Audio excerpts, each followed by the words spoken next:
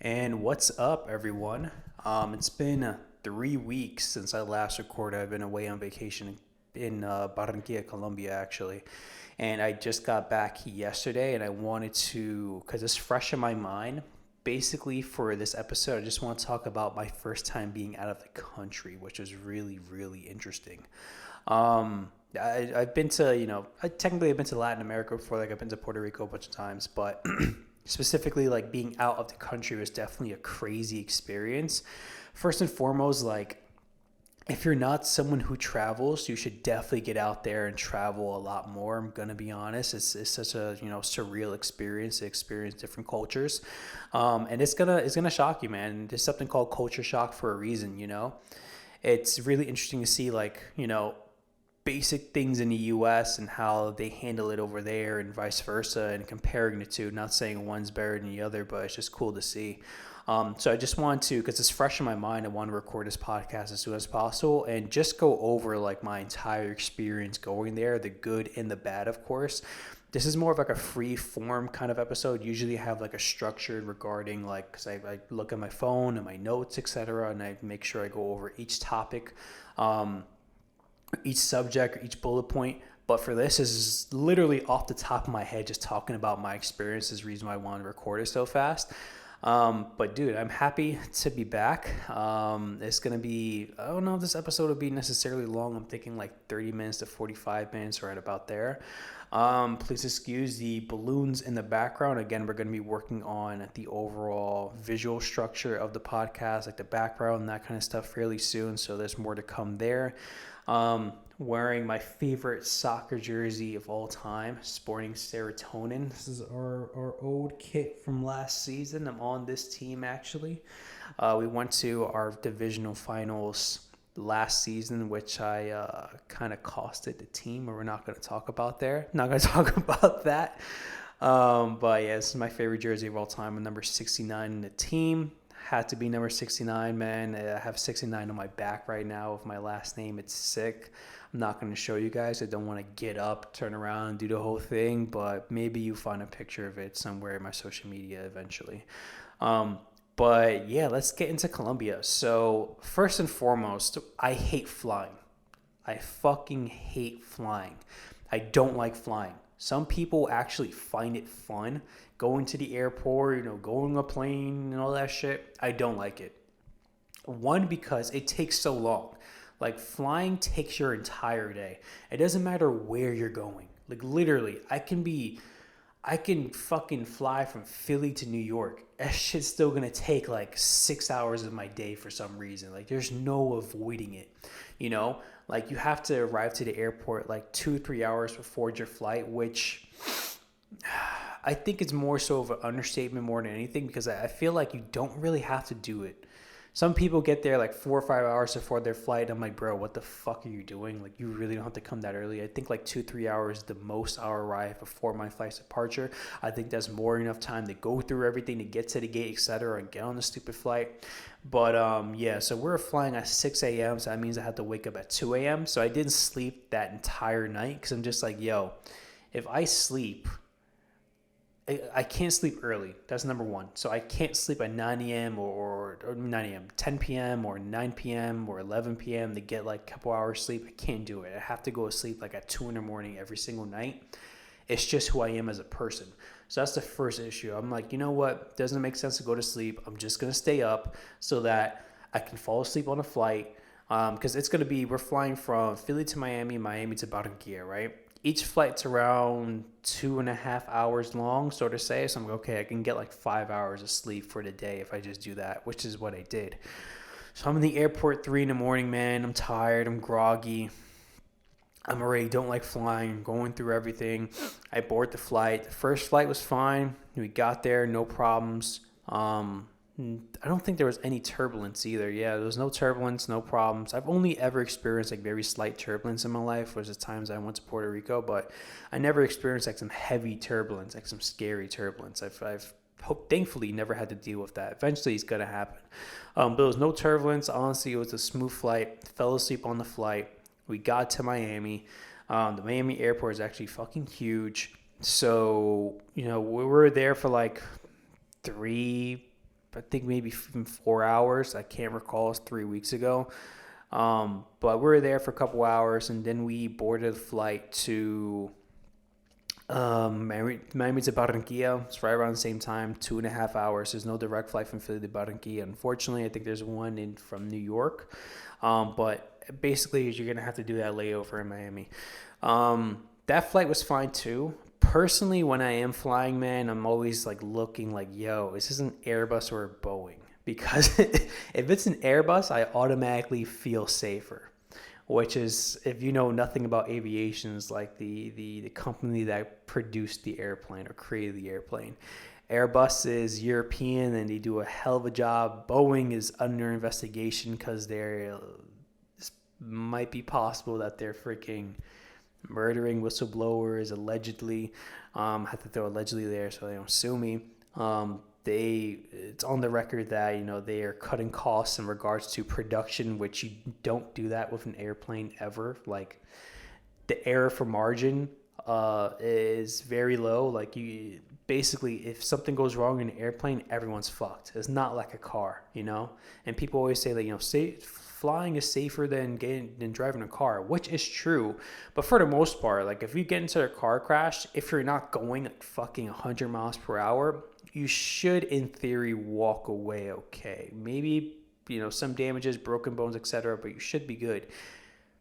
When in a plane crash, you're fucked. Like, that's it, Like, So, yes, the cars do crash more than airplanes. But then again, when a plane crashes, it's freaking catastrophic. So, not to, dissuade you from flying. I think everyone's going to have to fly an airplane at some point in their life if you haven't done it yet. But personally, I just don't like flying for that reason. So I always look if it's a Boeing or it's an Airbus. Thankfully, going to Miami was Airbus. Going from Miami to Barranquilla was Boeing. So I'm like, fuck. Like, I'm praying that this plane is perfectly fine and they didn't freaking cut corners all for the sake of raising the stock price. So it was a safe flight. Every flight I had was safe. Thankfully, we arrived in Barranquilla. And the airport is not that pretty, Like, the Philly airport is ass too, but the Miami airport is really nice. The Barranquilla airport wasn't that nice, to be honest with you. We're in Latin America, so you get what you get. But, like, immediately, I think, like, there was an immediate change as soon as we landed. So, of course, being in Miami and growing up being in New York, like, you hear a lot of Spanish, but it's not the only language you hear. Whereas when you go to Latin America, when I went to Colombia, dude, Spanish is the only thing I heard for weeks. I didn't hear any English, Like, yeah, I heard some, but it was all Spanish, man. Like, Spanish, it was just it. It was straight up Spanish for weeks on end, And it got to the point where even where I came back as of recently, like, hearing English is still a little weird to me. Like, if I'm out in public and I hear people speaking English, like, my mind doesn't really register it because, like, I got so used to just hearing Spanish everywhere I go. But yeah, so as soon as we get there, I stick out like a sore thumb because I'm pasty as fuck. I am Puerto Rican, but I don't have any fucking melanin, unfortunately. I'm pale as shit. But everyone there, because if you're not aware of the geography of Barranquilla, it's coastal. Like, they're right on the coast. So it's like, basically, you have Florida, you have the Caribbean, and then right below the Caribbean is Barranquilla, right? So everyone's much, much darker than I am. So I stick out right away. Like, people notice me right away, unfortunately. Which, if I'm traveling somewhere, I don't want to stick out. That's my main thing. Like, I want to blend in as much as humanly possible. Especially when you're traveling as an American, where you're going to, like, third world countries or you're just traveling abroad in general, you don't want to stick out, because America has a bad rap around the world, which rightfully so. We did a lot of terrible things to other countries. So I don't want everyone to think, oh, he's American. And on top of that, like, when it comes to the second world countries or third world countries, they view America as like everyone has money over there. In reality, it's not true. But they view like anyone who's American like automatically as rich. That's still that stereotype out there. So I don't want to become a possible target, and they're thinking, yo, this guy's American, he's rich as fuck, when in reality, I'm not rich at all. So, so I want to blend in as much as possible. And I didn't talk that much out in public because I didn't want anyone to get the inclination that I was American. So we get there, saw my brother-in-law, saw my niece. She was freaking adorable. She was a newborn, only 6 months old. She was super cranky that day. She was crying the whole ride. We get into his car, we pack everything into the car, and the first culture shock I would say I had was the overall driving experience in Colombia. It's so much different than in America. Like in America, everything is very structured. You have, one, there's no stoplights in Colombia. Like I've probably seen like literally a handful of stoplights in Colombia. I'm not even joking. And I traveled in Barranquilla. Like I traveled in Barranquilla. I went to Santa Marta, went to Soledad. Like I was traveling. I didn't stay in one place. But you don't see a stoplight anywhere, which was actually shocking. Like I only seen a few. In America, everything's like very structured, Like you use your blinkers to make a turn, your signals to make a turn, excuse me. There's a speed limit and that kind of stuff. In Colombia, bro, it's a free-for-all. Like driving on the roads, bro, people are cutting each other off. I've never seen so many motorcycles in my life. Everyone had a fucking motorcycle. In America, you see you don't see that many motorcycles. It's not uncommon, but cars are by far the most common vehicle in America. But in Colombia, it's just like motorcycles everywhere, bro. Everyone has a motorcycle. So motorcycles cutting each other off. Everyone's cutting each other off. Buses cutting motorcycles off. There's no such thing as a complete lane, so they don't give the motorcycle a complete lane in Colombia. No, in America, you can't cut off a motorcycle because you could fucking kill them. But here in Colombia, they're just like, yo, doesn't matter. Like, I'm going to get around you. So people are fucking cutting motorcycles off, which is crazy. There's potholes everywhere. Like, don't get me wrong, I'm from New York, like I've seen some nasty potholes. But bro, the potholes here are like fucking the size of me. I keep saying here, I'm not in Colombia anymore, but the potholes in Colombia were the size of me, bro. Like I could fit in the pothole. So the one thing I would say that there's kind of order to the chaos, if you will. Everyone's going like 30 miles per hour. You don't really see anyone going above 30 to 40 miles per hour in Colombia, to be honest with you. No one's really speeding that much because of the chaos of the environment. You can't speed. If you speed, you're crashing, There's only like 2 times in my entire time being in Colombia where like I've seen people speeding. Like it's not really existent because 1, you're going to get into an accident for sure. And 2, the potholes, Like you gotta go 2 miles per hour over these potholes, no exaggeration. So, not everyone's speeding for those reasons. So everyone's going like 30 miles per hour. Everyone's cutting each other off. It was crazy. And I'm just like, yo, like I'm watching it from, the window and I'm like, dude, this is chaotic. Like this is insane. This is stressful. Like people complain about driving in New York. Like, dude, driving in Colombia is a whole different ordeal, excuse me. And not only that, the cars are a lot smaller. So everything is a compact car over there. Like everything is basically like slightly bigger than a smart car, Like in between like a punch buggy and a smart car. Everything is compact. Whereas in America, the cars are just much bigger, And a lot of the brands in Colombia are like very obscure. Like they have like there's a lot of like European imports and that kind of stuff. There's not many like American made cars or American branded cars in Colombia. Everything is tiny, man. And that's the one thing I noticed too, and I called out. So like the cars in America are huge. Like if you pulled up in a Cybertruck in Colombia, people would be like, yo, what the fuck is going on? Because that shit's humongous. Like you're not going to find parking anywhere.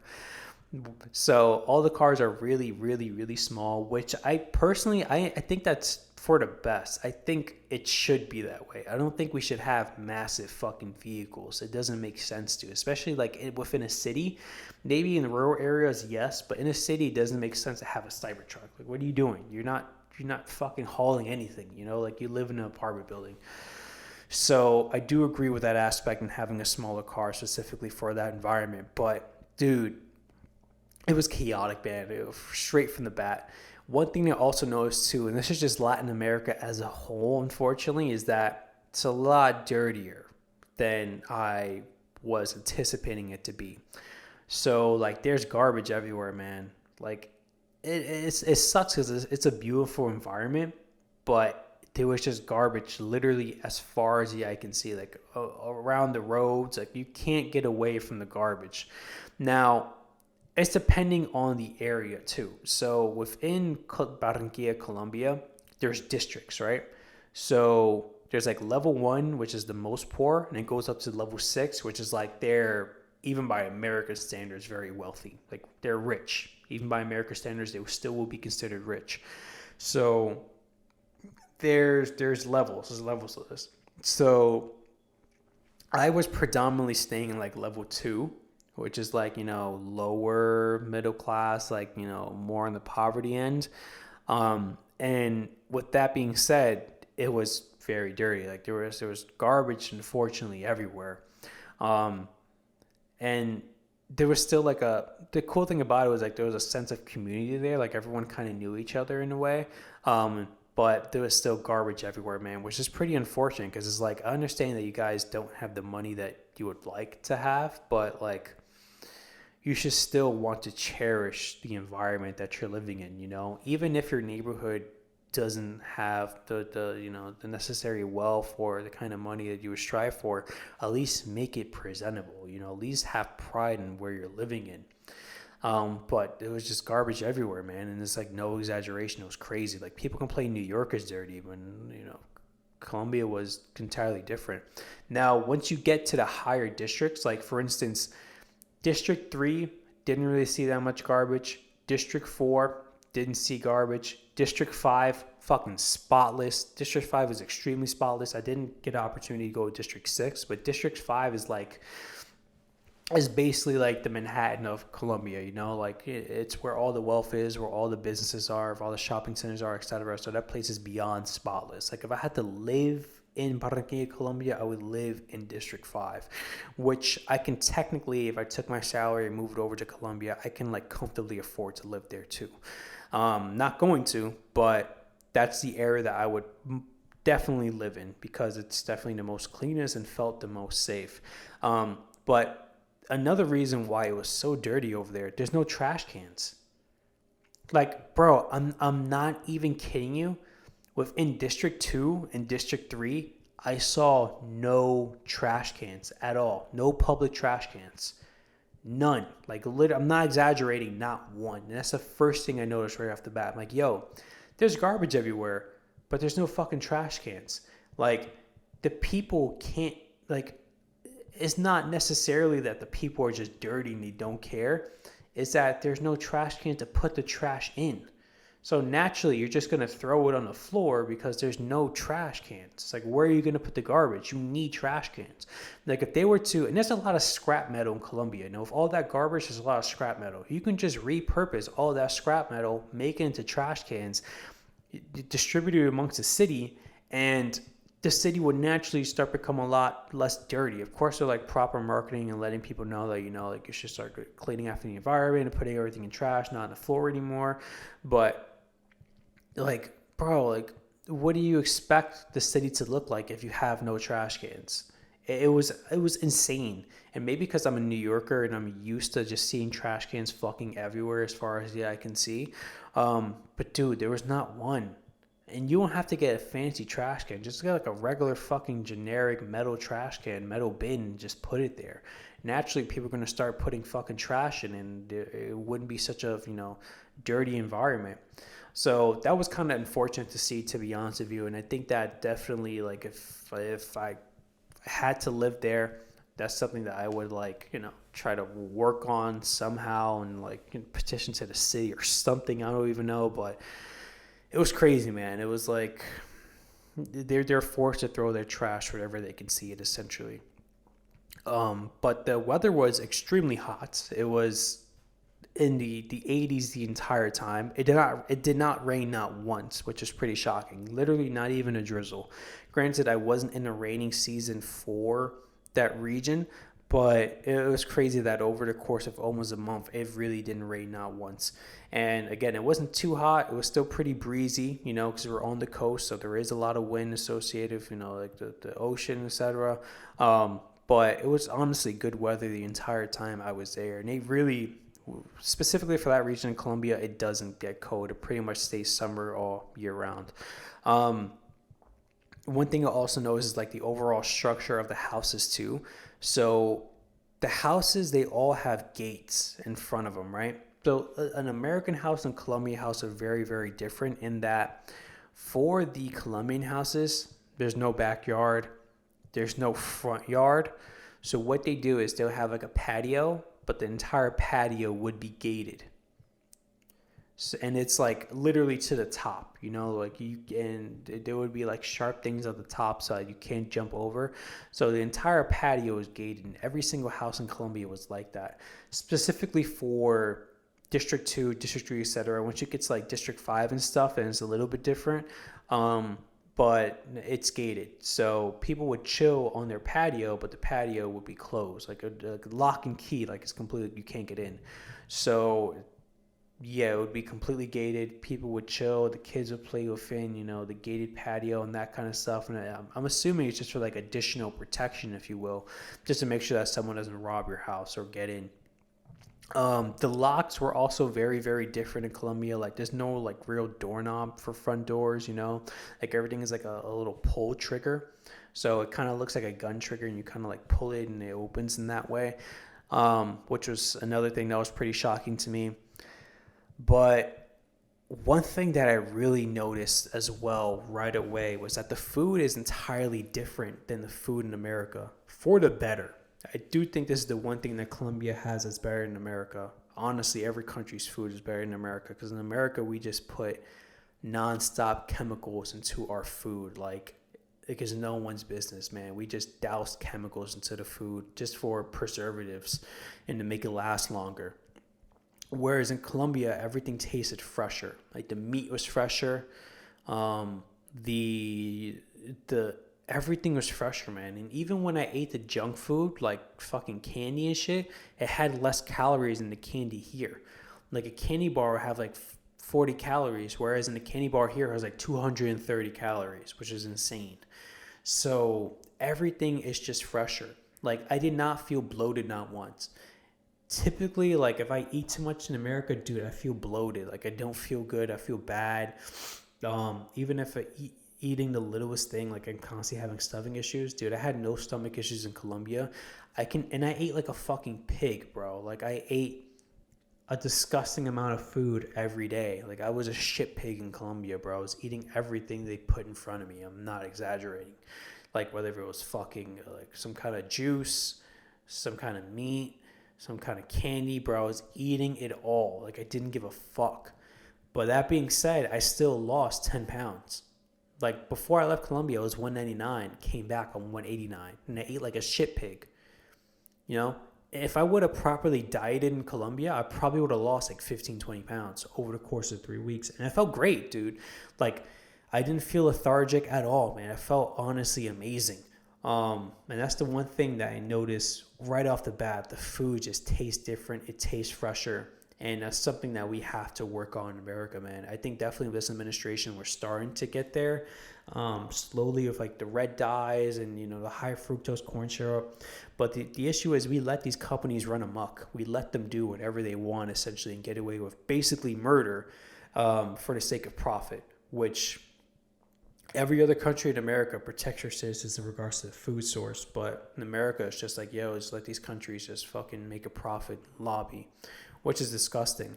So that's something that we most definitely need to work on. And you hear this all the time. Like I hear stories and people tell me like they moved to another country or stayed in another country for prolonged periods of time. They automatically just shed off the weight because the food is just way better. But yeah, the food just overall tasted different. Personally, I didn't taste anything. There was nothing that I tried that was bad. I mean, I am Puerto Rican. I grew up eating Latin food my entire life, so that's just what I'm accustomed to.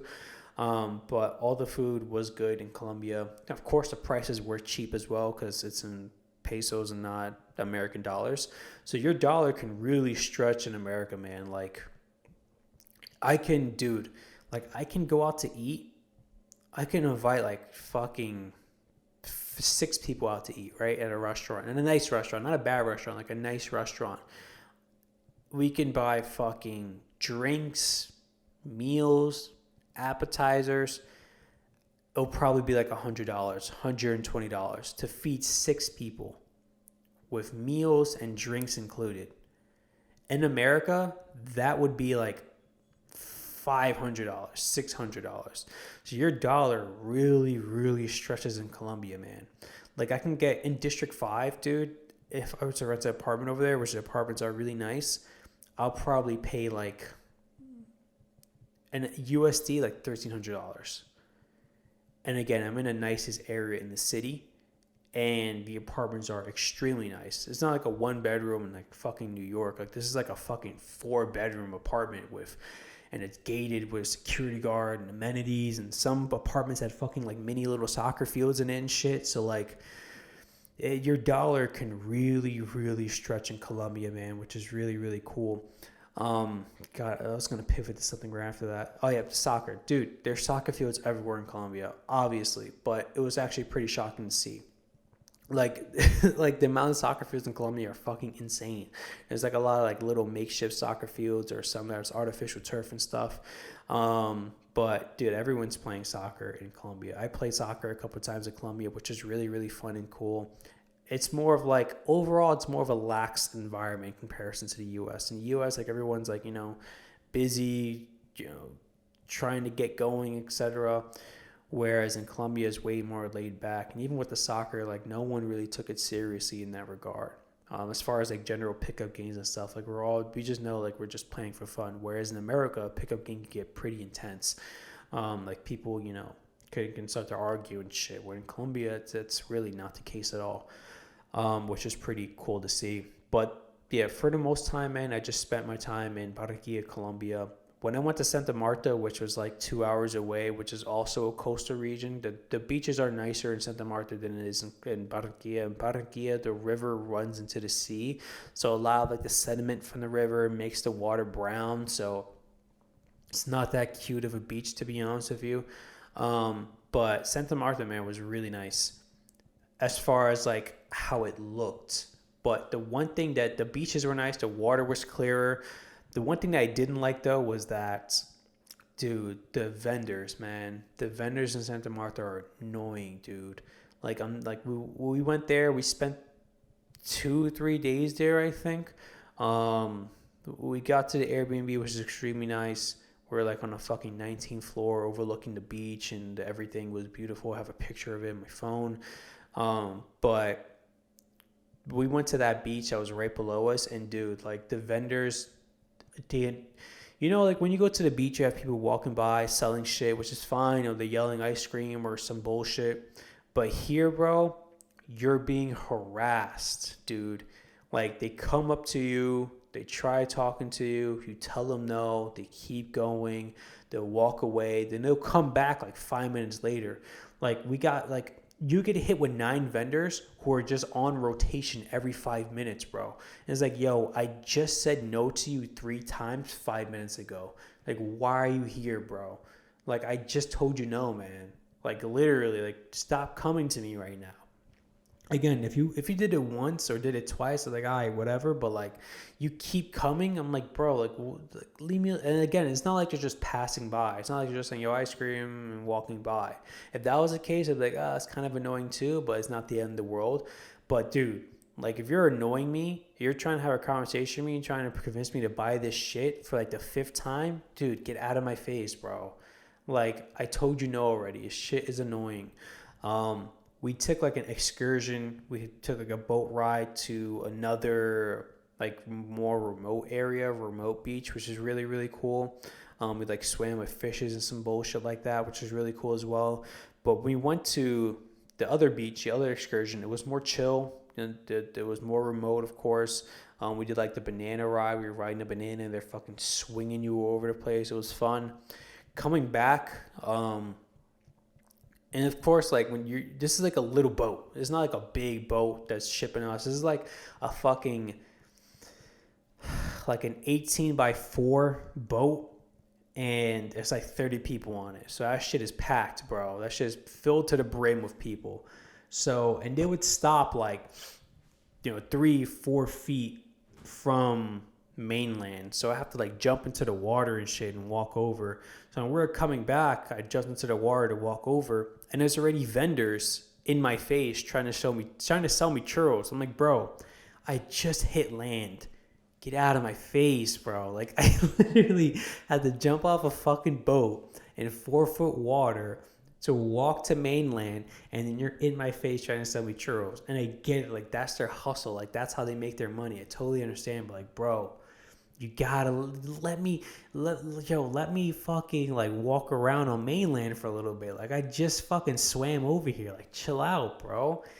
And I just didn't like Santa Marta for that reason, man. I'm happy that I only had to spend like 2-3 days there, because it wasn't the vibe. It really wasn't. I don't think it was as dirty as Soledad and Barranquilla, which was good, I guess. But yeah, man, I didn't really enjoy it that much. I have to be entirely honest with you.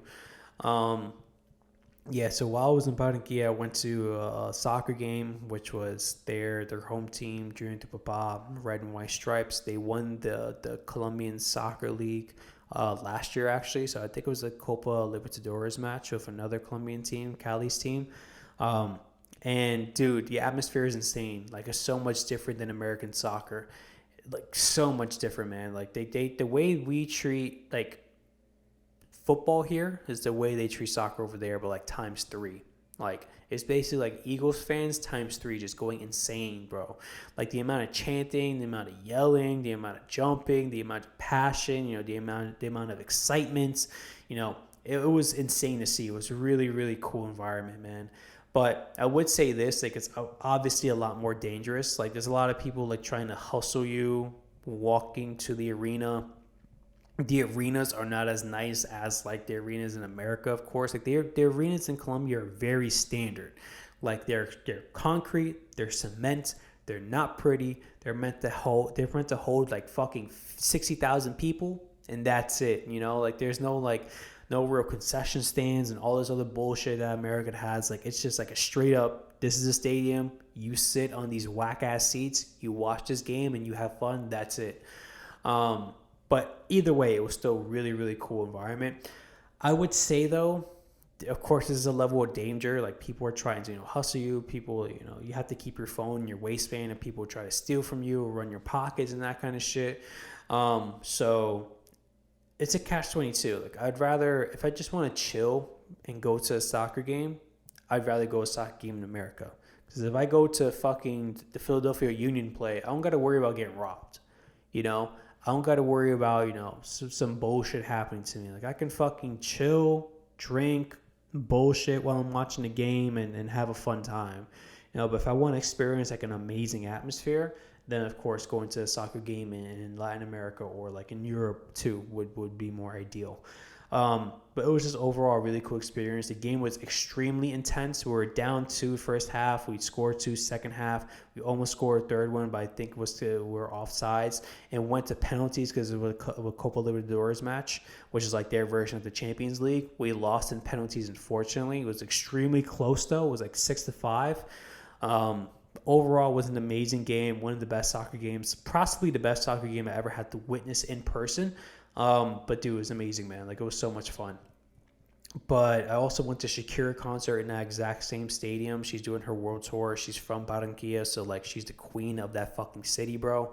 And dude, like it was insane. Like, that was probably the loudest I've ever heard anything in my entire life. Like, the people were going absolutely insane, yelling, screaming. The concert was really fun. We had a really good view. Like, you can see her. We didn't have to, look at the jumbo screen to see her. Like, we can see her perfectly clear from where we were. It was more theatrics, I would say, than overall like singing. The last concert I've been to was Camilo, which is another Colombian artist. And like, bro, hands down the best concert I've ever been to. He just fucking, and it was in New York. He just fucking sang for 3 hours, bro. He must have went through like, and it was back to back tracks. He easily went through 40 songs. I'm not even kidding you, man. He just was back to back dancing, singing, etc. No break. Whereas in Colombia, whereas in Shakira's concert, like, it was more, the overall production was a lot higher because we're in a stadium, etc. So like there was a lot more like she had to change to prepare for a song, and song and dance and all this other shit. There's like little like 5-minute videos we have to watch for her to prepare and change to do the song or whatever. So it was more like theatrical based, more so than musically. I mean, she did go through like easily like 20 songs.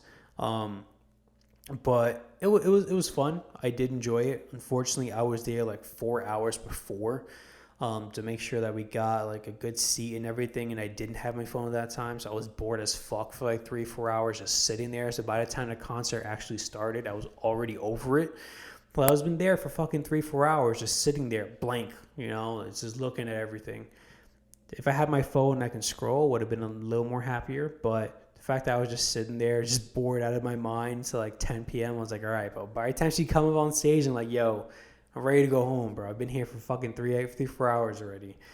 But looking back on it, it was pretty fun. Not better than Camilo, but I do think that overall it's a pretty cool experience to see the Queen of Barranquilla perform in Barranquilla, before like she gets too old and can't really do the kind of performances that she's known for. So that was really, really cool as well. And during my time, dude, I was just traveling everywhere from Barranquilla. Like I was going to the malls there. I was doing different activities there. We had Carnival. Carnival was really, really, really fun, man. Brazil is known for like their Carnival, but Barranquilla has their own. Very, very similar in a way. So seeing Brazil's Carnival is basically like Colombia's Carnival or Barranquilla's Carnival in a way. But yeah, seeing the parade, doing all of that stuff was really, really cool. In Barranquilla, like there's like flour, so they throw flour on you, and like the soapy shit, like this little foam shit on you too. So they're spraying you with the foam shit. They're hitting you with the powder. I had powder over my hair, over my face, and it's just like a good time. No one takes it seriously. If someone hits you with the soap shit, or someone hits you with the powder, no one's fighting over it. No one's getting mad because they know it's Carnival. Like this is what it is. Like you came out to celebrate this. Like, you got to deal with it. So there's like a bunch of performances in the parade of like people dancing, and all of it's a celebration of Colombian's culture. So like one dance will mean this, another dance will mean this, another dance will mean at this time period, another dance is like celebrating the African slaves that migrated into Colombia or in the coastal region during that time. So I don't really know the history of Carnival, unfortunately, so I can't really speak to it that much in depth. I do think that if you're interested, you should do your research. But dude, it was fun, man. Like it was really cool to see. And Carnival lasted for like fucking 4 days. I did the first day. We're out the entire day, man. Literally from like 9 a.m. to like 8 p.m. Just like, doing a parade, watching, dancing, etc. And, at night, everyone's blasting music in the streets. Everyone's full of powder. Everyone's dancing and shit. And that lasted for like literally 3 days. I think the first day was the main day. That's when everyone celebrates the most. The second day, people are still celebrating. We went out too, but it kind of wind down. The last day, I think like people are like, they're kind of over it at that point. You're not celebrating as much anymore. Of course, like you still hear the music playing, you still see people like fucking flour and shit all over themselves, but it's not as crazy as it was like that first day for sure. And then the fourth day, like nothing ever happened. The city's kind of back to normal. So it was cool to experience that firsthand as well, because Barranquilla is like especially known for Carnival. I think some of the other cities, some of the other regions in Colombia do Carnival as well, but like Barranquilla is known for like, having the best one essentially in Colombia, second to Brazil. So that was really, really fun to experience. And dude, I would say that being somewhere for 3 weeks, almost a month, that it's not the native language, eventually gets tiring on you. Cause like eventually I'm just like, bro, I just want to go back to America. Just want to go back, especially like that last week I had to work through it. But I think definitely when it comes to traveling, I think 3 weeks is my max to be a specific place, to be honest, because you get tired of living out of a suitcase. You get tired of like, you're just like, yo, I just want to go back to America, essentially. Like, I just want to go back home. Like, I'm getting homesick, essentially. So I was like, all right, like this is cool, this is fun, but like I want to be back in my own home. I want to have all my clothes. I want to go back to my own gym. I want to do all that shit. Like I just want to go home and like experience my own home, basically like live my normal life again. So 3 weeks is definitely my max moving forward. I think that, you know, if I were to move somewhere, if I had like a whole apartment to myself, essentially like literally a whole apartment to myself, then and I had like clothes and shit, you know, then I can be there more extended for like a month, 2 or even 3. Um, but if I have to live out of a suitcase with limited amount of clothes and stuff, and I'm like staying at Airbnbs or like people's houses, eventually, bro, like that 2 to 3 week mark, I'm just gonna be like, all right, it's time to head home. Um, which again, I hate flying, so that entire process takes a whole day, and it sucks too. So I got kind of antsy towards the end, and I kind of just wanted to go home. But honestly, I enjoyed the trip up until the very end. I'll definitely go back. We have a friend that's getting married in December, so we might have to be going back during that time.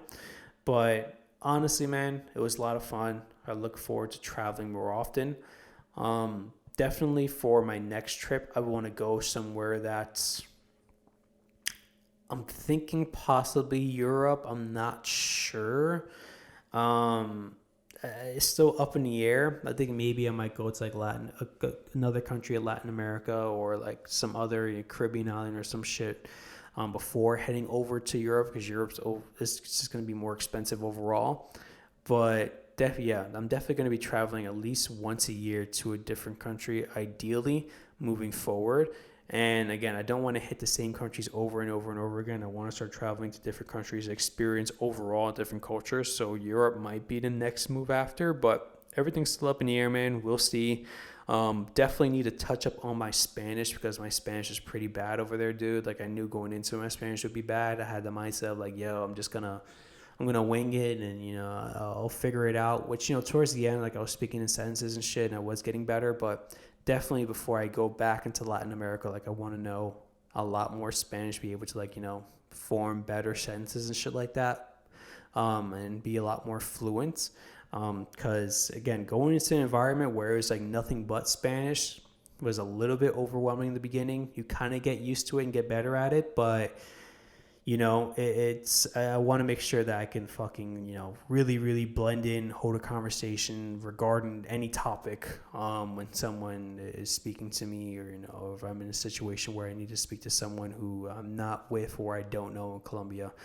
But dude, all in all, very fun experience. Definitely recommend you guys go. If I go again to Colombia, I would definitely like to go to like Bogota or Medellin, so different cities in Colombia where it has like a completely different vibe, completely different weather, etc., completely different people. But yeah, man, that was my Colombia trip, my trip to Barranquilla. It was a lot of fun. Definitely look forward to going again. And yeah, I just wanted to highlight this trip to you guys in case like you haven't been out the country, or if you even have been there, like you can relate to some of the things that I'm saying. But I hope you guys have a great week, and I'll see you next time. Peace out. Bye.